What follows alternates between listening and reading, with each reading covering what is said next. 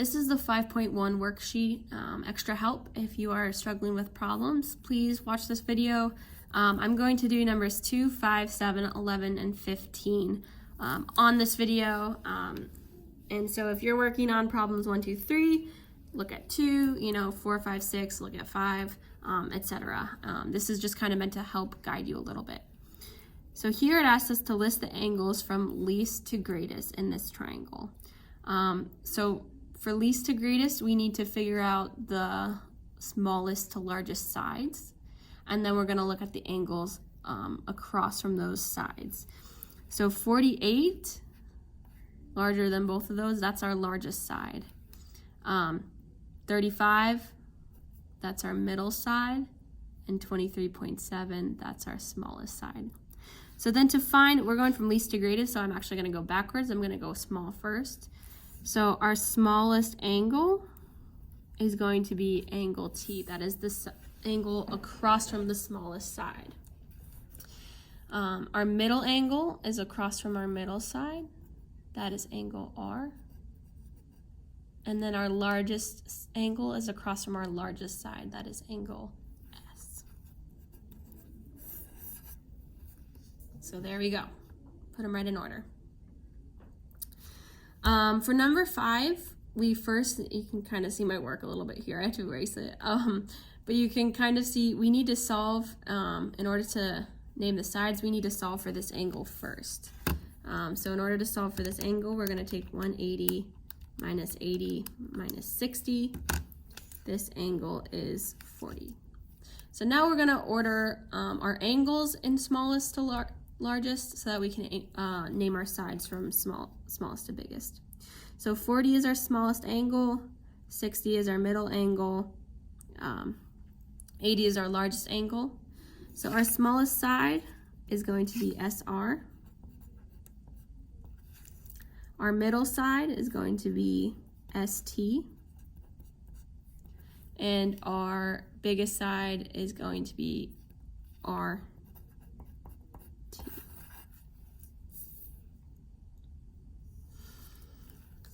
All right, so number 7, again, we're gonna order our sides from smallest to biggest before we even begin.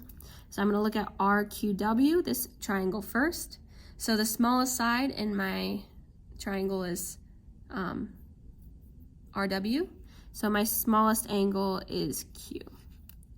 My middle side is 45, so my middle angle is angle QRW.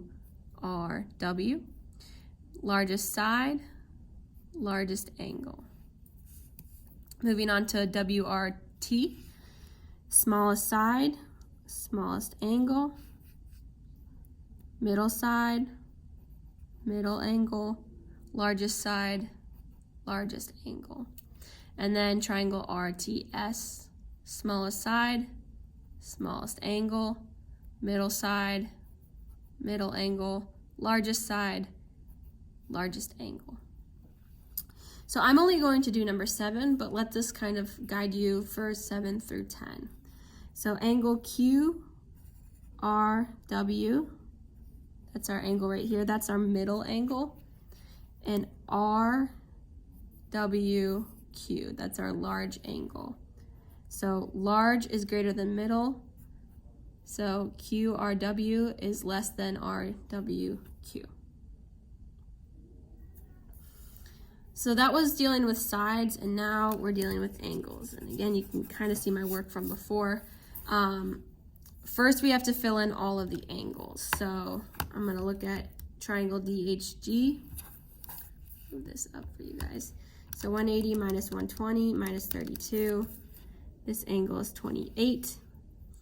I know that since this angle is 113, these two have to add to 180, so I'm going to take 180 minus 113 to get 67.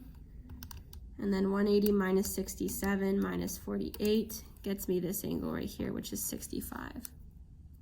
And then 180 minus 113 minus 17. That gets me this angle is 50 right here. So now that I have all my angles, I can start labeling them small, biggest, large. So smallest angle means that HG is the smallest side. If we just draw an arrow right across. Middle angle, middle side. Largest angle, largest side. Smallest angle, smallest side. Middle angle, middle side. Largest angle, largest side. Smallest angle, smallest side. Middle angle, middle side. Largest angle, largest side.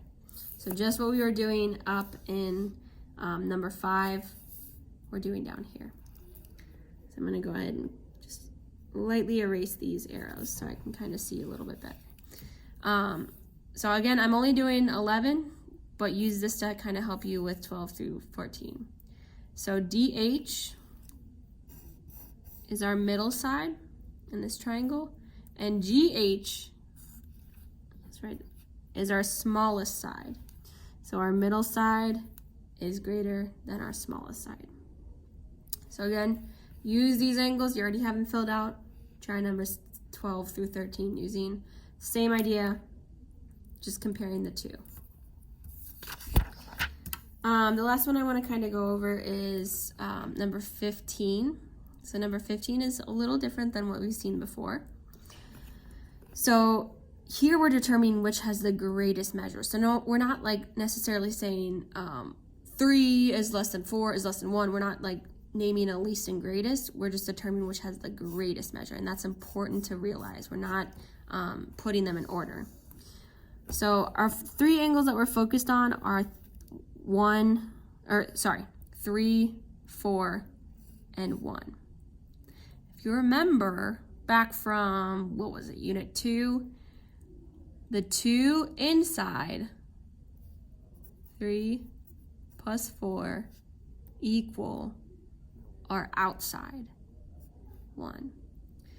So I know, let's say 3 is 70, 4 is 30. That means 70 plus 30 equals 100. So angle 1 has to be 100.